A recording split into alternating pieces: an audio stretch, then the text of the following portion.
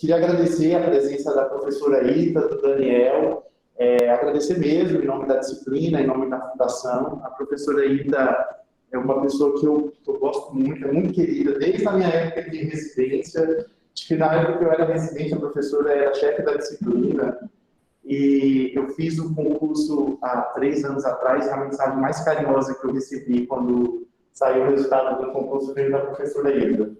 Ela escreveu assim, não sei se ela vai lembrar, se o bom filho a casa torna, imagina o ótimo. E eu estava saindo aqui do hospital, subi na ladeira, e estava do lado da minha mãe, fiquei bastante emocionado, é uma pessoa muito querida. A professora Ida é professora titular aqui da nossa disciplina. Ela é graduada em Medicina pela Faculdade de Medicina em Santo Amaro, fez residência de nefrologia no Hospital do Servidor Público Estadual e depois toda a carreira acadêmica dela consolidada aqui na Unifesp, né? Como toda a audiência sabe, é uma das maiores referências internacionais em litíase. Eu venho há alguns anos participando de organização do congresso, é sinônimo de sucesso do congresso, ter aula abordando litíase, pessoas sentadas no chão, gente na porta querendo entrar, mesmo quando não tem, quando o anfiteatro está com capacidade esgotada. Ela tem dezenas e centenas de artigos, um fator de impacto super alto, uma pessoa super citada, e é uma pessoa super importante aqui na nossa disciplina. E vai participar também o Daniel, que é pós-graduando da professora Ita, está estudando com bastante, está bem focado no estudo da doença policística. O Daniel é formado pela Universidade Federal do Espírito Santo e fez a residência em nefrologia aqui na Unifesp e agora é pós-graduando aqui da nossa disciplina. Então, sem mais delongas, eu queria agradecer mais uma vez os dois, passar a palavra para a professora Ita e aí depois, no final, a gente volta ao debate. Obrigado, professor.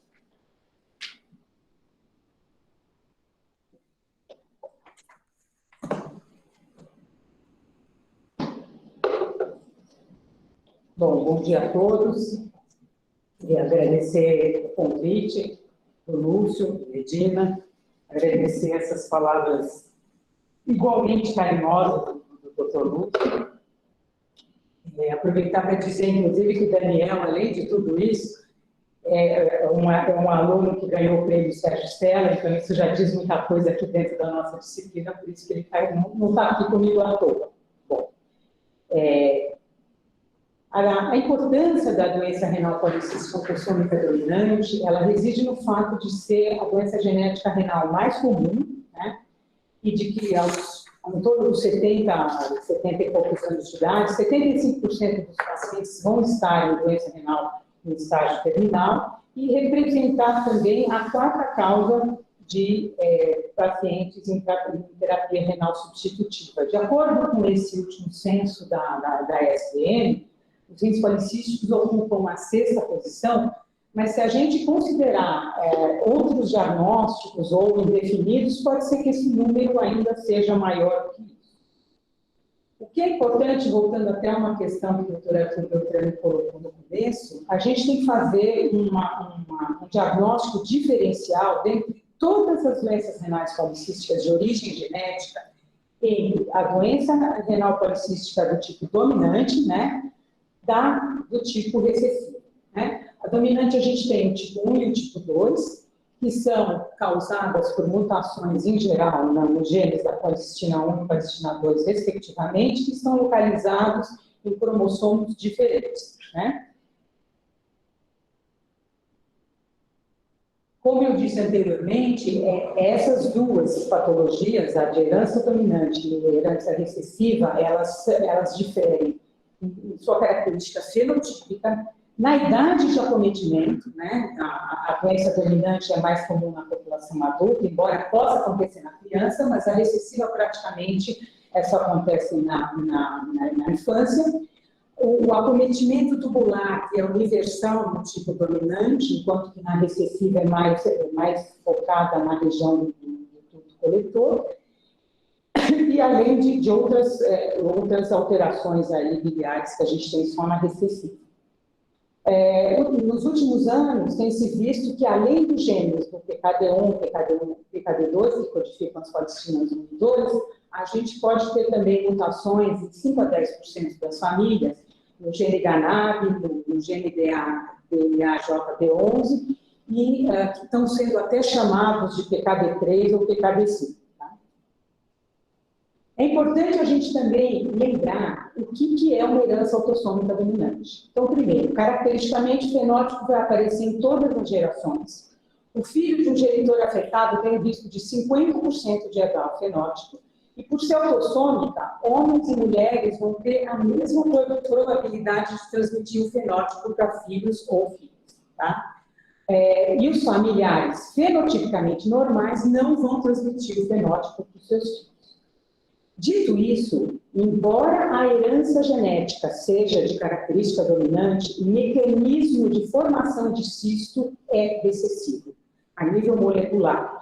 Isso por quê? Porque o indivíduo nasce, né, com uma mutação germinativa aqui em um dos alelos, mas somente quando houver uma mutação somática no outro alelo, né, do gene, a gente vai ter, então, a formação de cistos. Tá? Existe também, mais modernamente, também a ideia do modelo linear, né, que vai explicar por que a gente pode ter uma doença que seja rapidamente progressiva ou que tenha uma progressão mais lenta. Né? Então, isso vai depender da quantidade, né, de policistina funcional, né, se ela está abaixo ou acima do limite, né, do linear para a cistogênese. Então, embora a gente imagine que vai ter essa mutação somática, né, a gente pode ter alguns gatilhos, né, que podem acontecer antes, né, vai funcionar, digamos, até um terceiro hit, né, um terceiro golpe, que podem ser de origem genética, então podem ser outras mutações, né, no mesmo gene ou até em outros genes, que vão acelerar o processo de formação de cisto. Ou de característica ambiental, que a gente vai comentar um pouquinho, né, então, que vão caracterizar essas mutações somáticas. Esse artigo que foi publicado no mês passado, no JAMA, é muito interessante, eles retiraram cistos, né, de 24 pacientes com doença renal policística e submeteram esse material a um sequenciamento do genoma, né, dessas células, e eles notaram que 93% dos cistos renais tinham essa alteração somática, né, de segundo golpe, inativando, então, PKD1 ou PKD2. Havia também mutações curtas, né, somáticas em 75% dos cistos, né, e também uma perda de heterozigosidade em 18% dos cistos. De qualquer maneira, esse trabalho é muito importante porque ele comprova essa característica recessiva, né, em nível molecular desta patologia. Bom, mas como é que a gente faz diagnóstico? Então, basicamente, lá atrás, a gente usava um critério chamado critério de Ravine, mas hoje o mais aceito é o critério de Pei, né, que caracteriza o número de cistos de acordo com a idade do paciente, isso em pacientes com histórico familiar, né? E lembrar que histórico familiar, para a gente sempre olha para cima, né? Geralmente é progenitor. Quando não tem, a gente vai um pouquinho para os lados, para irmão, tios, etc. Então, diz que dos 15 aos 39 anos precisa ter 3 ou mais cistos, bilaterais, dos 40 aos 59, 2 cistos em cada rim, e pacientes maiores de 60 anos, maior do que 4 cistos em cada rim. Para pacientes com idade maior do que 40 anos, não ter nenhum cisto ou um cisto, geralmente é considerado exclusão diagnóstica. Mais recentemente, tem se dado importância ao diagnóstico também por ressonância magnética, novamente em pacientes com histórico familiar, e dos 16 aos 40 anos, como eu até respondi a pergunta do Lúcio, então, a maior parte dos pacientes vai ter até mais do que 20 cistos, mas mais do que 10 cistos renais já sela esse diagnóstico. Em contrapartida, o critério para exclusão seria menos do que 5 cistos renais.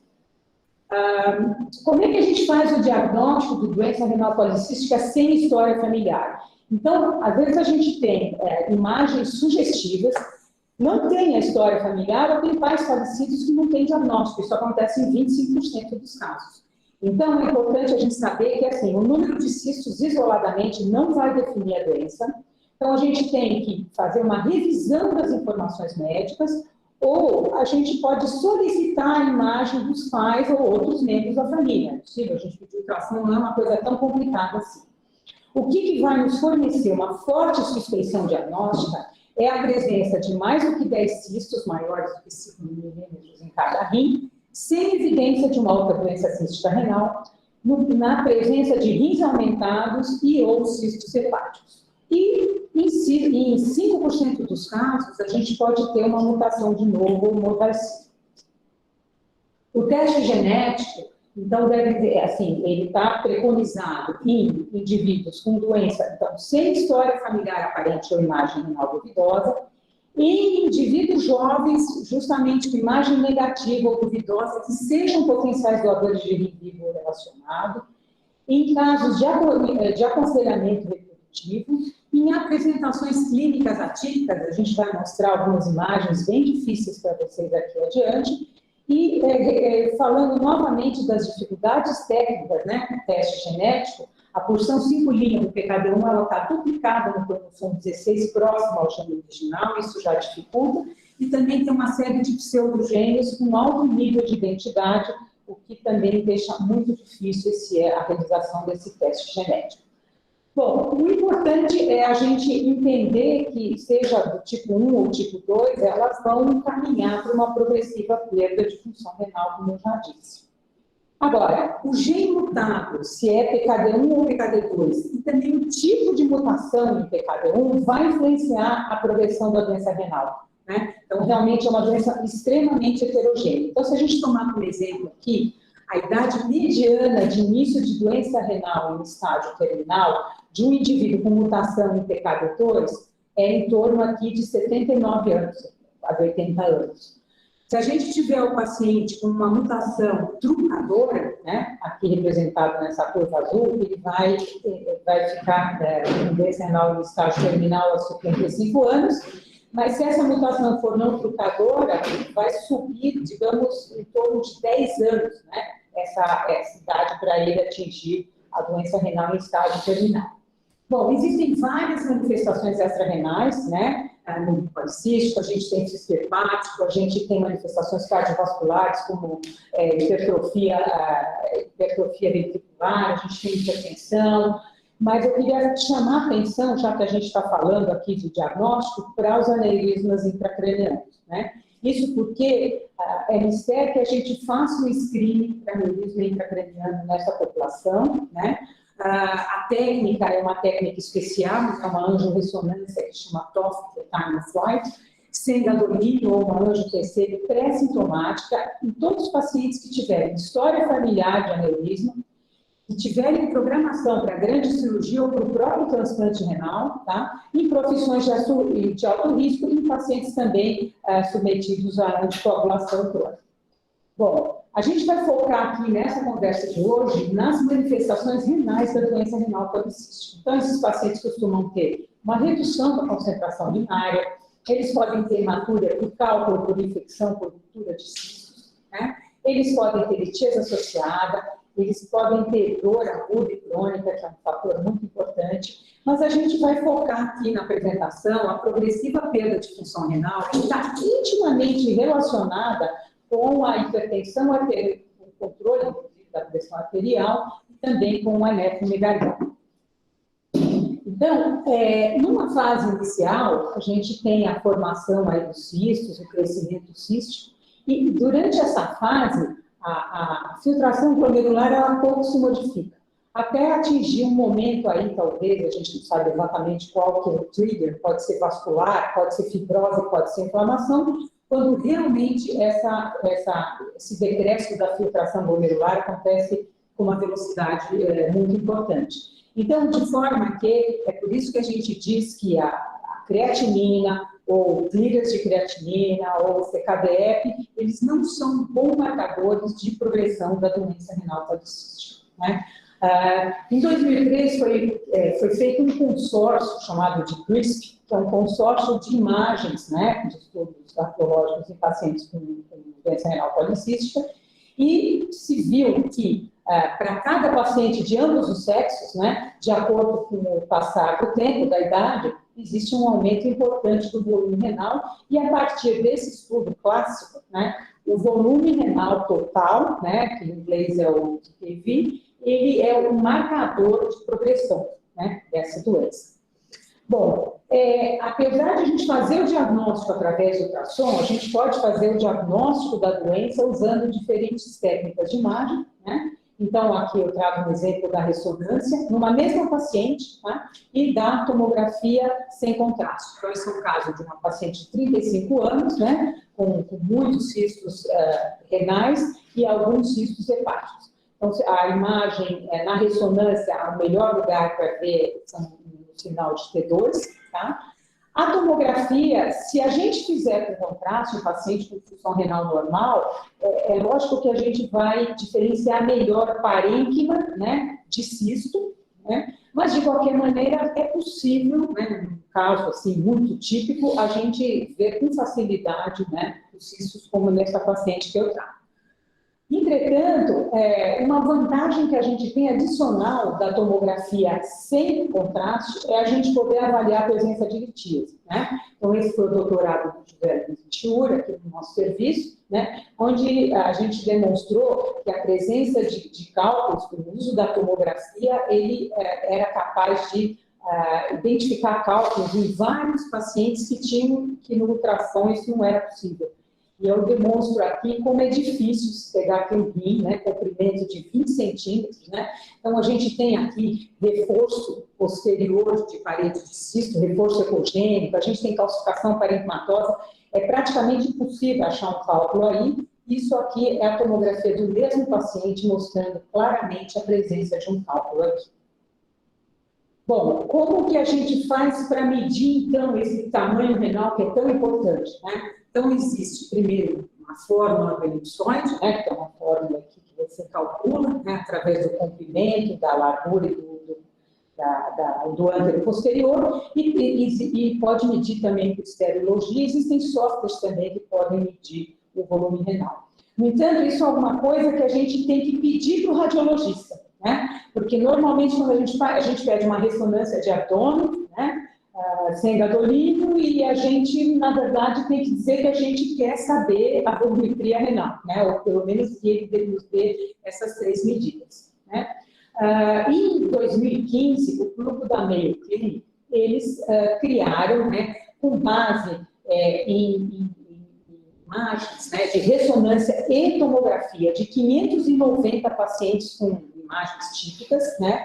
Eles validaram, fizeram uma validação externa com pacientes que tinham participado do CRISP, e eles determinaram, de acordo com a idade, curvas de crescimento do rim, né? Então, o paciente que estivesse na classe A, ele teria aqui um crescimento, assim, bem pouco importante, até os 80 anos, diferindo completamente de um paciente aqui na classe, acima da classe E, né? Que vai ter um crescimento muito maior. Então, com base nisso, começou a se estratificar, né? 95% da população que tem formas típicas, de acordo com a estimativa anual de crescimento do TKV corrigido pela altura, né? De acordo com a idade. Então, esse gráfico ilustra bem, então, um paciente com a classe 1A, aqui nesse verde escuro, ele tem um crescimento menor do que 1,5% por ano, o paciente da classe 1B vai ter 1,5% a 3%, o paciente da classe 1C vai ter de 3% a 4,5% por ano, o 1D vai ser 4,5% a 6%, e a classe 1E vai ter um crescimento maior do que 6% por ano. E, assim como a gente tem a trajetória do aumento desse volume renal nessas várias classes, né, a gente vai ter, então, foi feito um modelo de regressão longitudinal para predizer o decréscimo da filtração glomerular, né? Que é exatamente o contrário, então, do gráfico anterior. Os pacientes 1E, obviamente, vão ter um declínio muito mais precoce e muito mais importante da sua filtração glomerular ao longo do tempo. Existe uma ferramenta online, né, na Mayo Clinic, a gente pode ver isso no celular, no computador, onde a gente vai colocar as medidas, né? Então, idealmente, o comprimento renal, a gente precisa da medida coronal e da medida sagital, a gente vai precisar também da largura e do ântero posterior, a gente completa aqui nesses campos, né? e vai haver, então, o cálculo da classificação desse paciente para a gente, tá?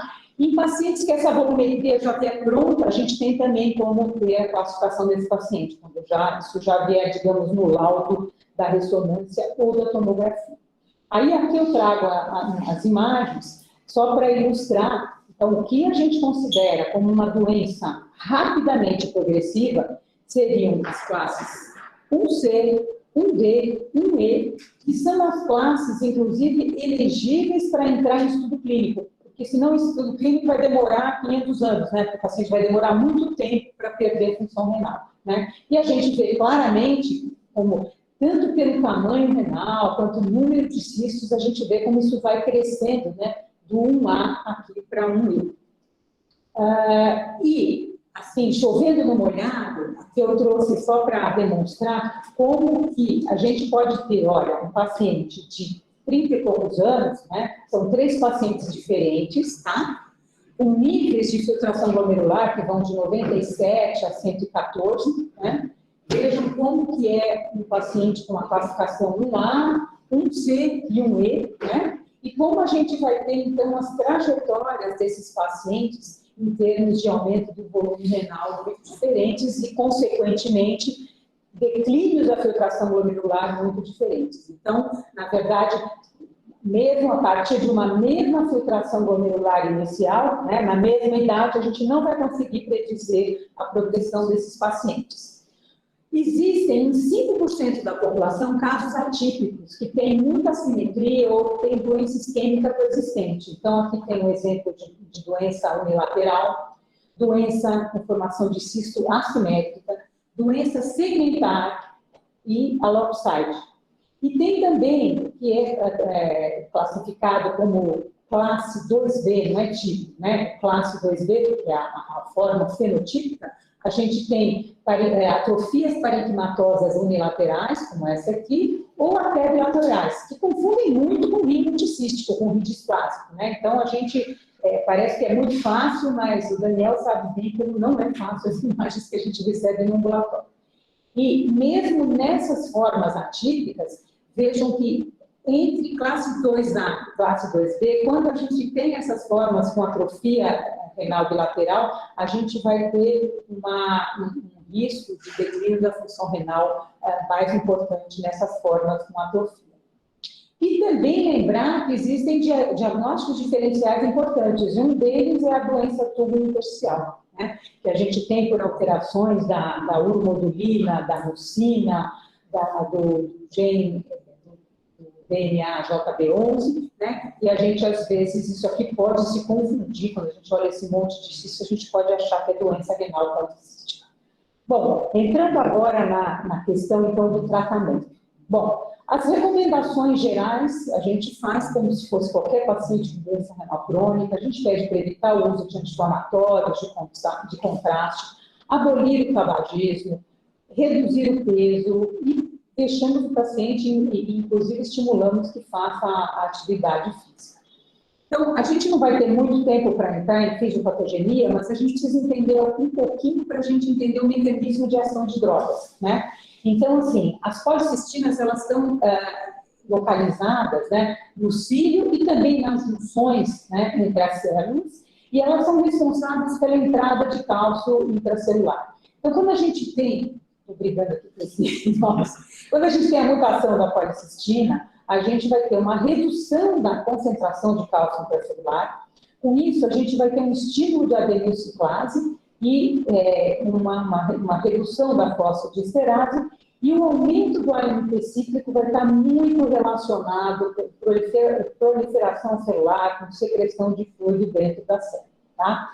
E esse, então, é um alvo, né, para a gente começar uma conversa aqui sobre, por exemplo, uma coisa muito falada, que é a cafeína, que é um inibidor da fosfodiesterase, né? Então, em 2012, esse foi o trabalho de mestrado da Larissa Begramini, a gente avaliou a ingestão de cafeína em pacientes com doença renal policística e a gente não encontrou diferenças, né, no consumo, principalmente de café, que é o que mais contribui para a ingestão de cafeína, entre os pacientes com controle, mas a gente atribuiu esse fato que na época as mídias sociais, em qualquer lugar que você entrasse, já estava falando que não podia recomendar o uso de cafeína, então talvez a gente explicasse dessa maneira.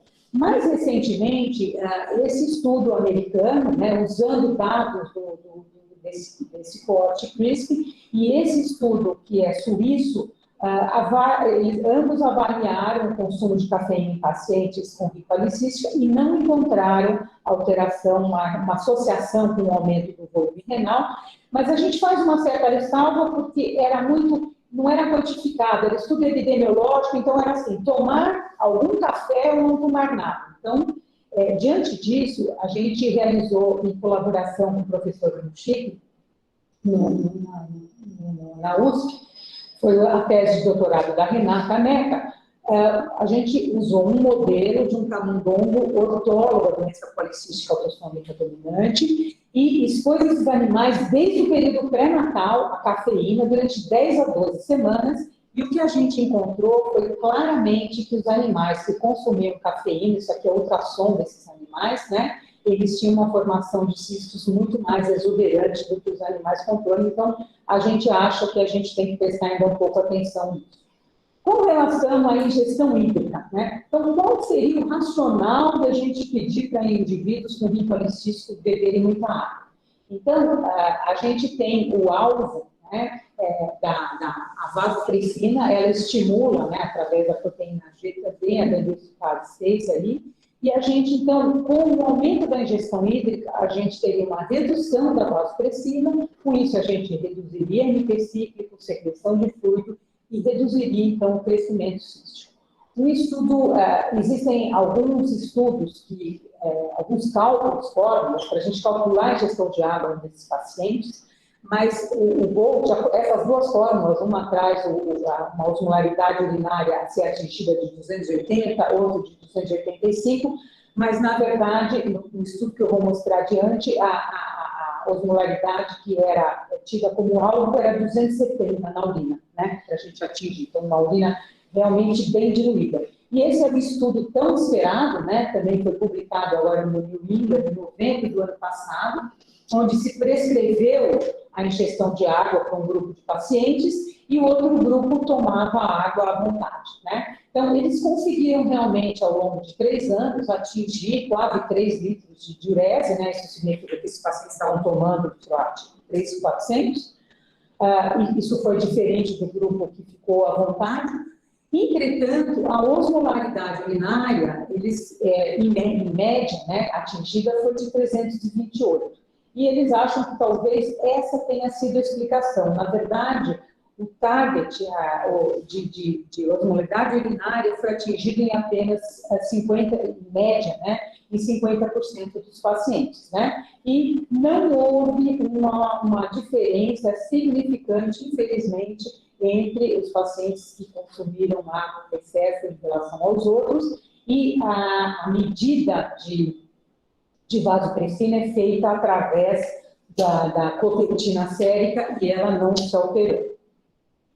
Outros fatores dietéticos que são potencialmente modificáveis, que podem afetar a progressão, são a ingestão proteica, né, que no CRISP Study foi mostrada que ela realmente está relacionada com o aumento do volume renal e redução da filtração glomerular, e principalmente também a ingestão de sódio baseada na medida do sódio urinário, né? Então, a restrição de sódio tem sido demonstrada como benéfica, e não só porque ela reduz a ativação do sistema renin-angiotensina, mas porque também ela reduz a vasopressina, né, avaliada, então, pelos níveis de copeptina sérica.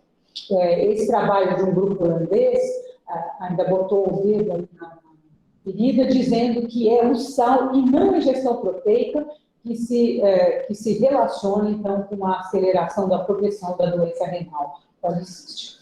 Um outro fator que tem sido muito debatido agora na literatura, que trouxe à tona por este trabalho, que usou dados do estudo HALT, que eu vou mostrar adiante, eles demonstraram que pacientes com sobrepeso ou obesos têm um aumento anual, né, da taxa de volume renal mais importante, né? Esse mesmo grupo, num estudo posterior, usando dados do tempo 3-4, que é o estudo do Tovatan, que eu também vou mostrar adiante, mas usando o mesmo coorte de pacientes, também viram que sobrepeso e obesidade estão relacionadas com progressão, mas, na verdade, eles não conseguiram encontrar uma associação com a filtração glomerular.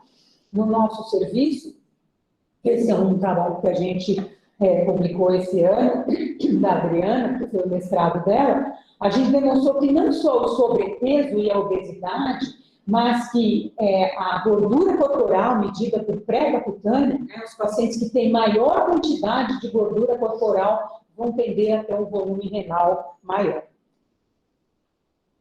Bom, em contrapartida, né, nos modelos experimentais já existem vários trabalhos demonstrando que a restrição calórica pode ajudar a reduzir o volume renal. Qual que é o racional disso?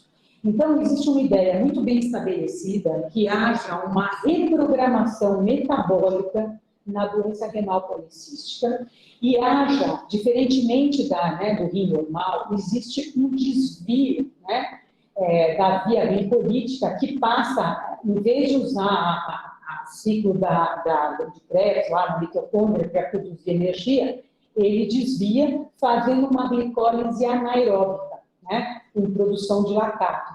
E, na verdade, a gente fala anaeróbica, mas ela está acontecendo mesmo na presença de quantidade suficiente de oxigênio. E esse efeito é conhecido como efeito Warburg, né, que é utilizado, encontrado em células tumorais, que dá uma vantagem para elas de proliferação celular. Embora esta via de formação de lactato ela forma menos ATP, ela o faz numa velocidade maior. Então, isso dá uma vantagem em termos proliferativos para essas células. Com base nisso, saiu um trabalho muito debatido e muito elegante, mostrando que a cetose pode melhorar o crescimento cístico em modelos animais. Para testar esses mecanismos, esse grupo submeteu vários modelos experimentais à alimentação em intervalo de tempo restrito, jejum intermitente, dieta cetogênica e até o uso de beta-hidroxibutirato para demonstrar essa coisa com a cetose, né? Então, comparando com a dieta alta em carboidrato, eles viram que a redução da ingestão calórica per se não inibia necessariamente o crescimento cístico. No entanto, modificações dietéticas que induzissem cetose preveniriam ou reverteriam a doença policística. E, mais do que isso, a suplementação isolada de beta-hidroxibutirato inibia a progressão da doença policística. Então, esse trabalho experimental claramente mostrou que, na verdade, essas células císticas são metabolicamente inflexíveis, o que pode ser explorado para terapia. Então, elas precisam da glicose, né, para fazer essa via glicolítica aí, quando você depriva essas células de glicose e até de glutamina também, elas, então, elas dão uma enxugada, né? Obviamente, isso é só modelo experimental, mas vejam só, se vocês entrarem no site do Clinical Trials, vocês vão ver que existem vários estudos em andamento, né? A maioria são estudos de viabilidade, porque é uma doença genética para a vida, né? Então, não dá para fazer restrição calórica por resto da vida, mas isso já está sendo testado em humanos, tá? Bom, falando agora do tratamento medicamentoso, então, como a gente tem enfatizado ali, a progressão vai depender muito de medidas que vão ter como alvo mexer, né, interferir com o volume renal total e também com a hipertensão arterial. Então, por que hipertensão? Porque a sobrevida renal de pacientes com rim policístico com ou sem hipertensão é diferente, especialmente se o paciente se tornar hipertenso antes dos 35 anos. Interessantemente, para cada aumento do volume renal total em 100 ml, o risco relativo de se tornar hipertenso aumenta em 1 a 4 vezes. O Daniel tem visto bastante no ambulatório, que às vezes a gente tem pacientes que a gente considerava como hipertensos, pacientes jovens, de uma hora para outra eles se tornam hipertensos. Bom, esse é um estudo clássico, que é o estudo HALT, né, que foi publicado em 2014 em pacientes com doença renal policística precoce, né, um estudo duplo cego controlado, né. com pacientes jovens, com filtração acima de 60, e que tinha dois alvos. Atingiu um alvo padrão de pressão arterial e atingiu um alvo ainda mais baixo de pressão, e eles testaram duplo bloqueio com IEC-BRA versus o bloqueio só com IEC. Né? E o desfecho primário seria uma mudança anual do volume renal total. Então, o resultado desse estudo demonstrou que um controle agressivo da pressão nessa população, para níveis que chegam a ser tão baixos, 95 por 70, com monoterapia, com BRA ou IECA, porque o duplo bloqueio não funcionou, era capaz de reduzir o volume renal em 14% por ano. Mas não houveram diferenças no slope da filtração glomerular.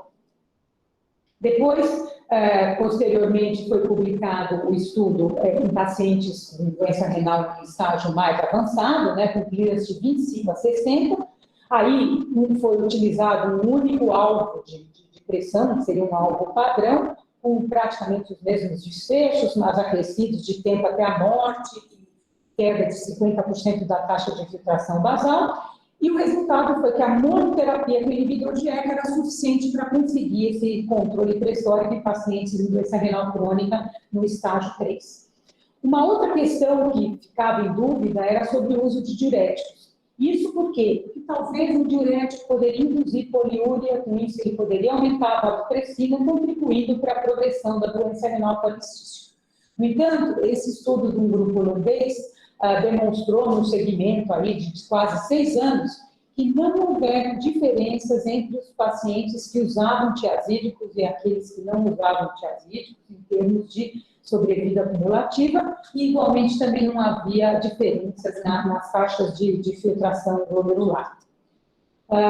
Então, hoje, o que se preconiza em termos de tratamento, né, de pressão por ordem de preferência, então seria IECA-BRA em primeiro lugar, seguido de beta-bloqueadores. Durante um determinado tempo, havia um certo receio do uso de bloqueadores de canal de cálcio, porque houveram alguns trabalhos experimentais que mostravam o aumento da formação de cistos, né, e crescimento de cistos com o uso desses agentes, mas isso não ficou confirmado, então ele permanece aqui na lista, e os diuréticos também, né, seguindo talvez até o padrão DASH, né, de tratamento. Bom, e o Tolvaptan? Então, o primeiro estudo, né, foi o estudo tempo 3-4, que é o inibidor de vasopressina, então, né, publicado aí em 2012, e esse estudo, controlado também com placebo, né, em pacientes com 18 a 50 anos, com volume renal maior do que 750 ml e uma filtração acima de 60, eles notaram que houve uma diferença significante, né, em relação ao placebo, né, 2,8 versus 5,5, e um declínio mais lento da função renal. Posteriormente, se testou também em pacientes com doença renal mais avançada, né, com acometimento mais tardio, em 2017, esse foi o estudo Reprise, e nesses pacientes também com filtrações são baixas, quanto 25 ml por minuto, o Tolvaptan foi capaz de identificar o declínio da taxa de filtração durante um ano. E se fizeram estimativas baseadas tanto nesse estudo tempo 3-4 quanto no Reprise, de enquanto que se alargaria, né, a necessidade de terapia renal substitutiva de acordo com o nível de taxa de filtração glomerular inicial. Então, se a gente pegar de acordo com o tempo 3-4, um paciente com uma filtração de 60, alargaria aí em 4,4 anos, né, o tempo que ele atingir doença renal terminal, e baseado no Reprise, o paciente com 60 teria 6,8. Tá? Bom, existe essa droga, quando ela é dada, tem que haver uma titulação muito bem, para minimizar um pouco dos efeitos colaterais mais importantes, que são a poliúria e a polidipsia, então, ao longo de semanas, e a gente tem que ficar medindo as enzimas hepáticas, né, além da creatinina, obviamente, ácido úrico, ao longo do tratamento aí. Bom, existem, além dos critérios, né, para o uso de Tolvaptan, americanos. E quais são esses critérios? Esses critérios são pacientes de 18 a 55 anos com criança acima de 25, ou acima de 55 com uma evidência de rápida progressão, e a meio clínico em classes 1C, 1D e 1E. Mas notem que, assim, em várias partes do mundo existe um consenso canadense, australiano, europeu, de Nice, e cada um deles tem alguns critérios próprios, um pouquinho diferentes, inclusive o critério da Sociedade Europeia, ele inclui, inclusive, a análise de mutações, e eles têm um score que chama PROPKD, né? Mas que para você, para o paciente entrar nesse PROPKD, ele tem que ter essa análise de mutação também, né? E a gente tem que ter também eventos do paciente urológicos antes dos 35 anos, o que dificulta um pouquinho a utilização desse critério. Bom, voltando aí para os mecanismos, então a gente falou aqui dos antagonistas de vasopressina, como o tolvaptan, mas a gente tem também os análogos da somatostatina, a gente vai ter também como alvo a Elitor, né, que está extremamente relacionada com proliferação celular, a NP-quinase, etc. Várias vias, mas a gente não vai ter tempo para muita coisa. Mas só para mostrar os resultados que houveram com os inibidores da Elitor, então, o sirolimus, ele não bloqueou o crescimento cístico, nem reduziu o declínio da taxa de filtração glomerular, isso é um estudo de 2010. O everolimo lentificou o aumento do TKV no primeiro ano, mas que não se manteve no segundo ano, e não lentificou o declínio progressivo da função renal. Os análogos da somatostatina, a gente teve o estudo Aladdin 2, que foi feito em pacientes com PIRA entre 15 e 40, ele lentificou o aumento progressivo do TKV, mas não afetou o declínio da taxa de filtração glomerular. Tem também a lanreotida, que não identificou o declínio da taxa de filtração glomerular em estágios mais avançados, e a pasireotida, que identificou o aumento progressivo do TKV, mas não afetou o declínio da filtração glomerular. Além, então, do tolvaptan, né, que foi aprovado pelo FDA em 2017, a gente tem várias outras drogas que estão em clinical trials, né, o Vembrustat, o Lixivatan, que é um antagonista também de receptor V12, que supostamente tem menos efeitos tóxicos hepáticos, né, a bardoxolona, um inibidor de multiquinase, alguns inibidores de microRNAs que estão relacionados com a progressão da doença, e até moduladores do CFTR, lá da fibrose cística. Bom, em suma, né, então, diante de cistos renais, então, a primeira coisa que a gente precisa fazer é confirmar o diagnóstico de doença renal policística, né? Se a imagem for típica, né, bilateral, com distribuição difusa, a gente precisa proceder com a medida do volume renal por tomografia ou por ressonância, e para que a gente possa estratificar o risco de progressão rápida da doença, né, pela clínica.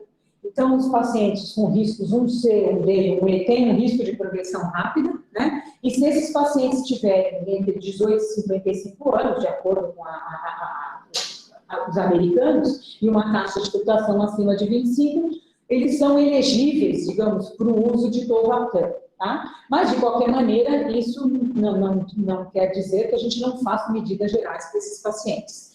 Com relação às classes mais lentas, né, que é a classe 1A e 1B, a gente deve lembrar que a classe 1B, especialmente, deve ser monitorada e reavaliada, né, a cada 2, 3 anos, porque o indivíduo que está na 1B, ele pode pular para a classe C ao longo de uns 2 ou 3 anos. Então, enquanto isso, a gente vai monitorando esses pacientes e tratando com medidas gerais.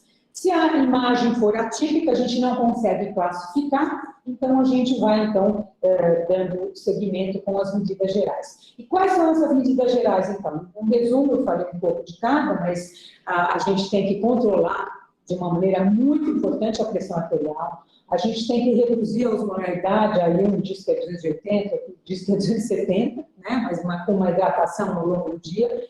Reduzir a carga osmolar da dieta, porque isso facilita até a quantidade de água que o paciente vai tomar, é menor se ele tiver uma dieta menos hiperosmolar, né? Manter o bicarbonato em níveis normais, manter o IMC, né? Talvez, se precisar, a gente até restringe caloria, digamos, para ele manter o peso, e o controle lipídico. Eu não tive tempo de falar de estatina, mas isso também também é preconizado para os pacientes com rim policístico. Em termos de perspectiva, então, só para resumir, então vocês vejam que, na verdade, assim, em função aí dessa dependência da célula cística de glutamina, de glicose, né? Então, tem essas histórias de restrição dietética. A gente tem também, talvez, o uso de drogas como fenofibrato, que vão estimular o piparalfa, né? Que vão interferir aí com a fosforilação oxidativa. Mas eu chamo a atenção aqui para a inibição da AMT quinase pela glicólise, né? E isso que está embasado, então, a tal da dieta restrita, ou até drogas simples, né? Como a metformina, que é um ativador da AMT quinase, né? Tem estudos também em andamento com a rosiglitazona, né? Estimulando o pipagama e interferindo aí com o processo de fibrose e proliferação. E aí, só para trazer também, esse foi um estudo também muito esperado, por enquanto não tem resultados tão bons, mas é o estudo TAMI, o TAMI Trial, né, que testou, então, a metformina contra placebo, né. Não houveram alterações, né, na taxa de TKV nos pacientes que usaram metformina ou placebo, mas esse foi um estudo mais de tolerabilidade, os pacientes toleraram bem, óbvio, né, porque é uma droga muito bem conhecida e a gente ainda acredita no futuro para ela. Agora, só um pouquinho de história, antes que o Daniel comece a falar. Então, esse ambulatório começou meio como um serendipity, né, como o professor Sérgio Stella costuma falar, com justamente essa tese de litíase em rim policístico. Se seguiram a esses estudos, outros estudos clínicos, né, que a gente fez ao longo dos anos, nesse ambulatório, estudos experimentais, que a gente fez vários deles em colaboração com o professor Chique, mas eu devo meu agradecimento especial à equipe que me assessora no laboratório aí de investigação clínica, experimental e molecular, da ajuda dos órgãos de fomento de pesquisa e também ao colaborador do CHIP no HC.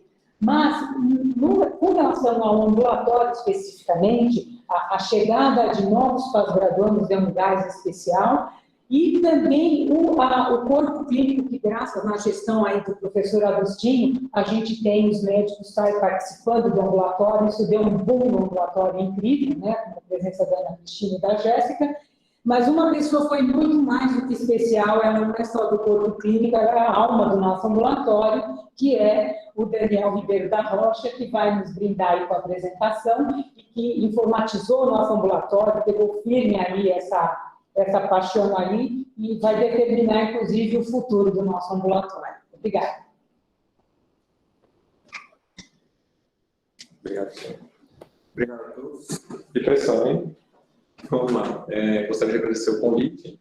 E essa minha parte, eu vou falar um pouquinho da nossa experiência do ambulatório. Primeiro, só lembrando que a gente não dá mais diagnóstico na necrópsia, né? A gente ouviu recentemente de alguns médicos um pouco mais antigos que esse diagnóstico só se dava na necrópsia. Essa foi a primeira tese, que foi lá em 1887, na França, um urologista que fez essa descrição, e a gente consegue ver a imagem que ele via na necrópsia. Hoje não, hoje a gente vê, tanto na nefrectomia, vocês conseguem ver o tamanho de rim, né?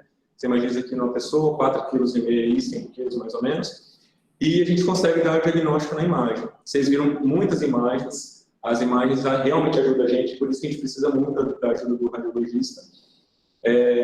E lá na beira do leito, né, ou lá no consultório, a gente consegue ver isso no paciente. Então, você imagina esse rim ou essa doença numa vida inteira de um paciente que está com o pai entrando na diálise, ou alguma pessoa tendo um aneurisma intracraniano e morrendo, outra transplantando. Então, é muita coisa que a gente tem que ver na consulta, no nosso consultório. A professora já trouxe uma experiência muito grande, né, uma parte teórica bem robusta, para justamente a gente fazer isso no consultório.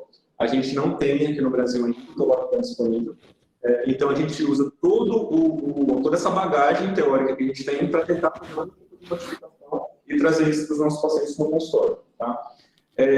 É importante isso aqui foi uma publicação que a gente apresentou no Congresso Paulista, demonstrando a nossa experiência, né? Era uma experiência de 641 pacientes desde 2002, que foi quando o ambulatório começou, então esse ano o ambulatório está completando 20 anos.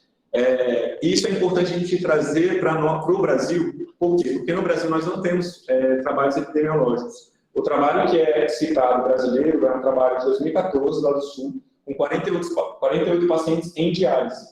E todo o perfil epidemiológico vem desses pacientes em diálise.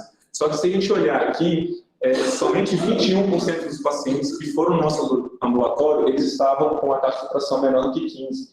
Todo o restante, eles não entraram nesse estudo epidemiológico. Então a gente não sabe muito bem como que eles são. E é isso que eu estou trazendo para vocês aqui hoje. Tá?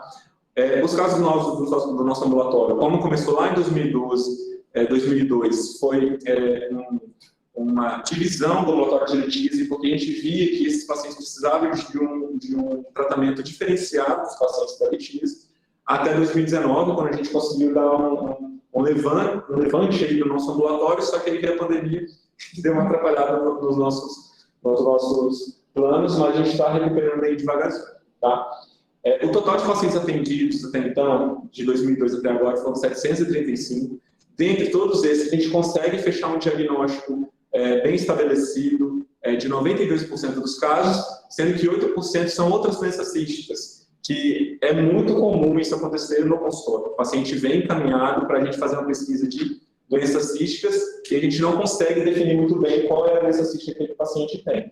Como a maior parte, o mais comum, a doença cística mais comum é a DRPAD, a gente acaba acompanhando esses pacientes. Bem mais comum, né, do sexo feminino, e de cor barra etnia fica como brancos e negros, basicamente metade-metade. Tá?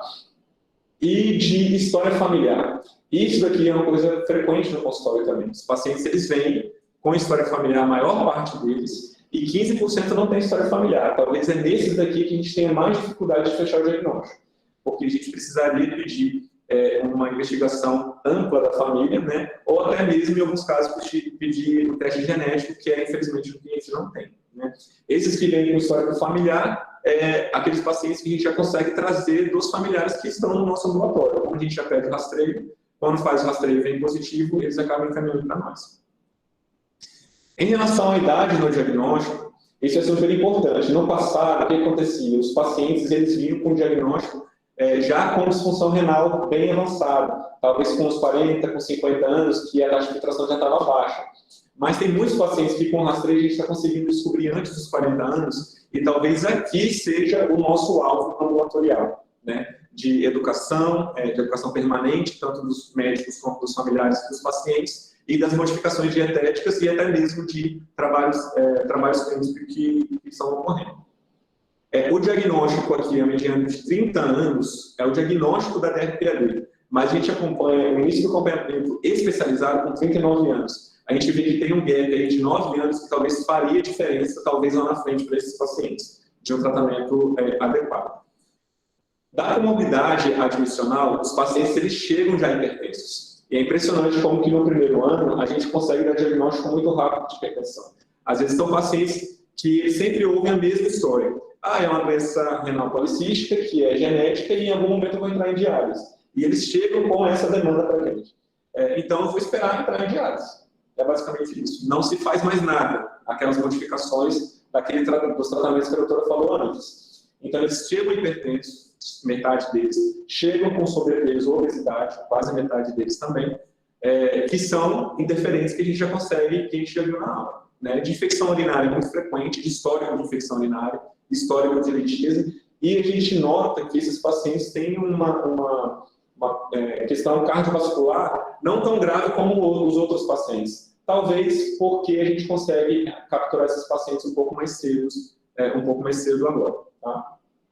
Em relação à hipertensão arterial, como a gente viu lá, né, 53% na admissão já são hipertensos, e como a gente viu que esse marcador de antes de 35 anos é um marcador de pior prognóstico, a gente observa que os pacientes hipertensos, 22,3% deles já estão hipertensos antes dos 35 anos. Tá? E isso daqui é um alvo que a gente tem que cuidar. Em relação aos antihipertensivos, como na literatura, a gente já viu que os pacientes eles já usam no nosso ambulatório e é equilibrar 72% dos pacientes, sendo que 29% deles usam BRA. Né? Diuréticos é o segundo antipertensivo, seguido de bloqueador de canal de cálcio e beta-bloqueador. E de outros, dependendo de como que esse paciente é tão hipertenso, né? De como que ele é em relação aos tratamentos. Isso aqui é um diagrama que vem mostrando, né, as frequências aqui, as interseções do uso desses antihipertensivos. Né? Tem pacientes que não toleram um, acaba entrando com o outro, e assim a gente vai seguindo adiante para tratar esse fator importante de progressão. Em relação à função renal dos nossos pacientes, a gente observa que a grande maioria chega para a gente em um nível de função renal que a gente consegue tratar. E esse trabalho aqui, esse gráfico não foi demonstrado nesse trabalho epidemiológico lá de 2014. Tá? Então, o que a gente vê? Cerca de 90% dos pacientes, se a gente for olhar só o critério de uso de tovaptan, 90% deles seriam elegíveis para se usar tovaptan aqui no Brasil. Tá? E em relação à progressão da Mayo Clinic, então a gente tem uma ajuda muito importante da radiologia atualmente, que a gente consegue fazer essa classificação, e a gente olha que a classificação 1A e 1B, que são os netos progressores, né, é um pouco menor em relação a todas as outras classificações, que são os rápidos progressores. Né? Se a gente for olhar no gráfico dos pacientes que poderiam ser elegíveis para usar tovaptan, 66% desses pacientes seriam elegíveis para o uso dessa droga, que a gente já sabe, né, pelo tempo 3-4, pelo reprise, que teria diferença na progressão da doença. É uma pena que a gente ainda não tem essa droga aqui. E entre aneurisma intracraniano, a gente consegue fazer um rastreio aqui no nosso ambulatório, apesar dos guidelines definirem um perfil de paciente que se beneficie do rastreio, a gente acredita que todos os pacientes se beneficiem desse rastreio, por isso que a gente faz, e a gente consegue ver no nosso ambulatório uma taxa de 12% dos pacientes que foram rastreados com aneurisma intracraniano. E a partir do momento que a gente descobre, né, que esses pacientes têm aneurisma, a gente caminha para o ambulatório de neurocirurgia para fazer o acompanhamento. Em relação ao plano de tratamento, que é aquilo que a gente estava falando lá no início, né, da nossa conversa, a gente avalia tudo isso. Progressão de doença, tanto de hipertensão como de progressão do volume renal total. A questão da dor, que é super importante no paciente, é uma das queixas mais frequentes relatadas pelos pacientes e uma das menos estudadas nos estudos clínicos. O rastreio, tanto o rastreio de aneurisma intracraniano, como o rastreio de litíase, que a gente acaba fazendo, e o rastreio familiar, que assim, é imprescindível fazer. Todo nefrologista precisa fazer isso. Lembrando que esses pacientes, quando entram em diálise ou estão no transplante, eles ainda têm a doença, tá? Não é porque eles estão na terapia renal substitutiva que eles deixaram de ter a doença. Então, a gente precisa fazer esse rastreio familiar. Às vezes, aquele que está lá na diálise, a gente consegue conversar e tentar orientar os restantes dos familiares. O aconselhamento, tanto o aconselhamento reprodutivo, né, que é uma demanda nova. Antigamente não se fazia isso, mas hoje a gente tem background para poder falar, né? E aqueles que têm condições até mesmo de acabar fazendo. E a avaliação psicológica, que, como o professor Daniel falou lá atrás na nossa conversa, é muito importante fazer nesses pacientes, porque é uma vida, né, vendo os pais ou os avós em diálise ou com aneurisma intracraniano ou com alguma outra comorbidade relacionada a essa doença. Tá? E das nossas colaborações, que foram várias conversas aí com o grupo de radiologia aqui da Unifesp, tanto do grupo de abdômen, para a gente conseguir padronizar o laudo para trazer todas as medidas, como o grupo de neuroradiologia, para poder definir também a questão da aneurisma intracraniana. A neurocirurgia, a gente encaminha também quando o paciente tem esse aneurisma intracraniano, a gente consegue encaminhar para cá. Urologia, quando tem alguma litíase que potencialmente é fácil de tirar, ou até mesmo que a gente acha que vai causar algum malefício para aquele paciente. Alguns pacientes têm nefrolitise só por esse fato, pioram muito a função residual, mas quando faz o procedimento consegue resolver, ou hematuria persistente. O transplante hepático ou hepatologia, que na Unifesp, a gente acaba encaminhando quando tem doença cística hepática grave, concomitante, e o ambulatório da dor, né, quando tem dor intratável, a gente acaba encaminhando também, porque às vezes tem outros critérios, tem outros tratamentos, como bloqueio nervoso, que eles conseguem fazer para poder ajudar nesse sentido. Tá? Planejamento familiar e pré-natal de alto risco, a gente também encaminha aqui para a nossa escola. do acompanhamento nutricional, que vocês viram que é super importante, né? E a UNI, a terapia renal substitutiva, quando o paciente assim necessita, tá bom? E é isso. Muito obrigado.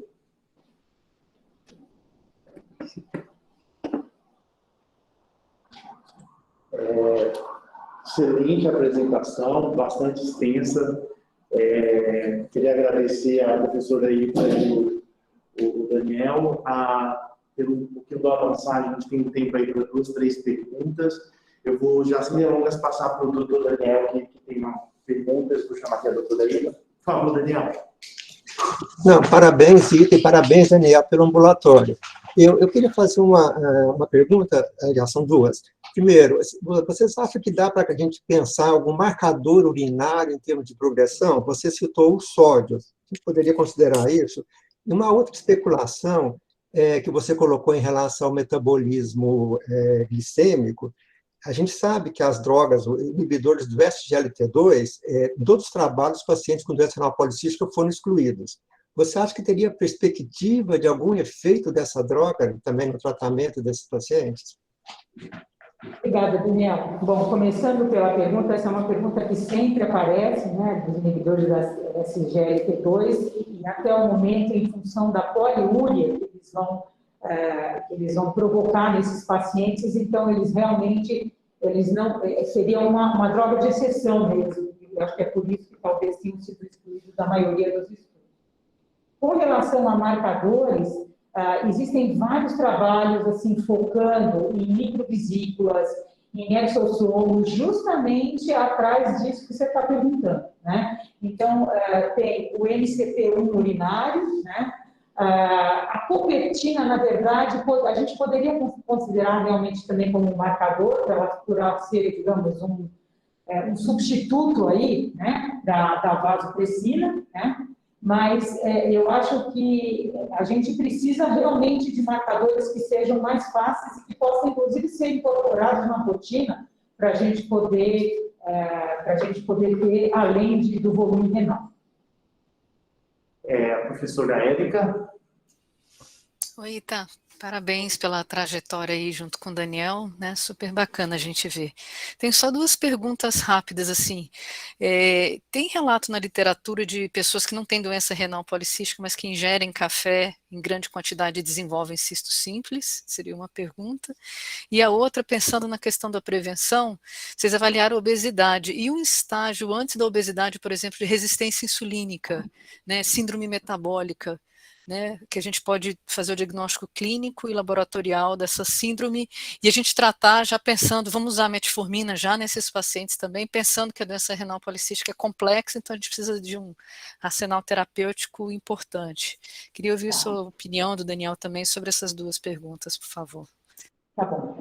Bom, com relação à cafeína, eu não conheço nenhum trabalho que tenha induzido a formação de cistos com cafeína, tá? Com relação à síndrome metabólica, essa é uma pergunta bem interessante, porque até nesse trabalho que a gente publicou agora, de prega cutânea, né, de gordura corporal, a gente falou, bom, como que essa gordura corporal vai estar interferindo na progressão, né? Mas a porcentagem, eram 100 e poucos pacientes, a porcentagem de pacientes com síndrome metabólica era pequena nessa população, mas isso não quer dizer, e a gente, inclusive, tem poucos pacientes, de acordo com as cifras aí do Daniel, que têm diabetes crônico, né, nessa população, mas, de qualquer maneira, é óbvio que a gente tem que ter como alvo também o tratamento dessa síndrome metabólica. Uma coisa interessante é que, assim, existe uma outra doença cística relacionada com o HNF-beta, que é a formação de cistos pancreáticos, renais, e essa sim está relacionada com síndrome metabólica, e às vezes parece meio misturado, mas não é a doença monogênica relacionada, então, à policistina. A gente tem aqui o Dr. Ossini que está inscrito, e depois eu vou pedir ao professor Sérgio Braga para fazer também algumas considerações e cumprimentar a professora Ita. E queria até parabenizar pelos 20 anos de ambulatório. Eu não sabia que esse ambulatório tinha 20 anos, muito bom. Eu vou passar a palavra para o doutor Ossini e depois para o professor Sérgio Braga. E acho que a pergunta que a Maria Cláudia mandou no chat já está. Meus parabéns. a Ita, o Daniel. Foi tão completa a aula que a gente quase não tem perguntas. Mas, de qualquer maneira, eu tenho curiosidade. Eu me lembro de ter usado o Solvacan em síndrome de secreção inapropriada do ADH, em hiponatremia. Não sei se você já usou no passado isso. E realmente é uma medicação que é um antagonista do receptor da vasopressina que pode, eventualmente, ter grandes vantagens no crescimento do cisto. Então, eu queria que você comentasse alguma coisa. Primeiro, você tem um percentual de pacientes que faz uso desses antagonistas dos receptores de vasopressina e falar um pouquinho da hepatotoxicidade dessa medicação e o custo-benefício de fazer a utilização dessa medicação. Obrigada, professor Orsini, excelente pergunta. Bom, com relação à hepatotoxicidade, esse era realmente um efeito colateral importante que retardou em muito tempo a aprovação da droga pelo FDA, né? Ela já tinha sido aprovada no Canadá, no Japão, e demorou um pouquinho mais por conta da hepatotoxicidade. E hoje em dia, quando a gente usa a droga, a gente realmente tem que se preocupar com determinação de transaminase, com uma certa frequência, para a gente evitar esse tipo de problema. Essa droga, até pouco tempo atrás, assim, o custo era uma coisa assim, extremamente limitante, exorbitante, e não era disponível no Brasil. A gente tem alguns genéricos agora, inclusive um genérico indiano, que foi testado até aqui, e que parece que funciona. Existem aqui em nosso meio grupos de WhatsApp que compram a droga aí, conjunto, né? Isso barateia trazer, então, a medicação. Então, assim, eu tenho uma experiência, assim, pequena, né? Eu tenho, acho que, talvez 3 pacientes. No nosso ambulatório, a gente não tem ainda nenhum paciente fazendo uso de Tolvaptan, mas tem sido, assim, o efeito colateral principal é, assim, uma poliúria, uma polidipsia realmente importante, né? E, na realidade, quando o paciente toma água, isso também acontece, né? Mas parece que o efeito desses inibidores de vasopressina, ele é superior a simplesmente a gente aumentar a ingestão hídrica, que é uma questão que sempre aparece em função desse custo elevado. Antes de passar para o professor Drive, como é que a gente faz para mandar o paciente para um laboratório, como é que faz essa regulação de marcação de consulta? E só lembrar o pessoal que está online, né? Nós tivemos mais de 90 pessoas online, mais algumas aqui presentes. Falei desse processo, essa discussão. Semana que vem a nossa reunião vai ser a sessão de formatura dos residentes, né? Do residente da Nefro e dos residentes de transplante, com a entrega do prêmio do professor Sérgio Stella, que o Daniel já recebeu, é uma homenagem ao professor Sérgio Stella. Então, só para avisar também a audiência. Então, como que a gente faz para encaminhar paciente? Acho que é uma pergunta importante para quem está na audiência. Depois eu passo a palavra para o professor Sérgio Stella. Então, nosso ambulatório ele é aberto, né? Ele acontece semanalmente, todas as sextas-feiras, a partir das 8 horas, na Rua José de Magalhães, 340, primeiro andar. Ótimo. Professor Drago. Bom dia a todos. Foi um prazer ver a aula da Ita, do Daniel. Esse ambulatório que eu vi nascer, que fazia parte originalmente do tratamento conservador de uma maneira geral, teve um impulso muito grande depois dessa configuração que a Ita imprimiu, junto com litíase também, nesse campo da doença renal crônica. Eu acho que essas subdivisões foram muito benéficas no sentido de aprimoramento dos tratamentos. É claro que a doença renal policística do adulto ela é difícil, a gente sabe do caráter de progressão, mas a tentativa de ganhar alguns anos ela é sempre válida para a gente poder, vamos dizer assim, ganhar confiança e, inclusive, propor tratamentos futuros. Eu tenho 2 questões, Ita, para que a gente... Uma é a questão do transplante, que é realmente, para nós, pelo menos, uma saída muito boa para a evolução desses pacientes. Eu tenho, inclusive, conhecidos no interior, de onde eu vim, que se beneficiaram muito com isso. O outro foi a associação com tumores gastrointestinais. E eu queria ouvir, antes de terminar, essas suas considerações sobre essas duas possibilidades, uma boa e a outra uma complicação. Obrigada, Sérgio, pelas carinhosas palavras. Na realidade, com relação ao transplante, você tocou até num ponto importante. Sabe que numa determinada fase se discutiu muito se você deveria dar, por exemplo, Tolvaptan para o paciente e se isso não jogaria ele fora do transplante, porque você aumentaria a sobrevida renal dele a ponto de ele chegar numa idade onde ele seria muito velho, entre aspas, para transplantar. Então, houve essa preocupação. E eu acho que isso deu origem àquele estudo de estimativa que eu mostrei aqui, baseado no tempo 3-4 e no reprise, onde eles viram que, na realidade, dependendo da função renal inicial, valia a pena, sim, pelo tempo, né, distante da terapia renal substitutiva, que o uso da droga iria impor, né? Então, eu acho que é essa a questão. Com relação à associação com tumores gastrointestinais, eu não tenho experiência no nosso laboratório com relação a isso, não conseguiria te responder. Bom, Muito obrigado. obrigado. Eu queria mais uma vez agradecer a professora Ida pela gentileza, pela brilhante apresentação, agradecer ao Daniel, lembrar da nossa reunião na semana que vem, agradecer a presença de todos, em nome da disciplina de nefrologia e da Fundação Oswaldo Ramos. Obrigado, bom dia, boa semana a todos.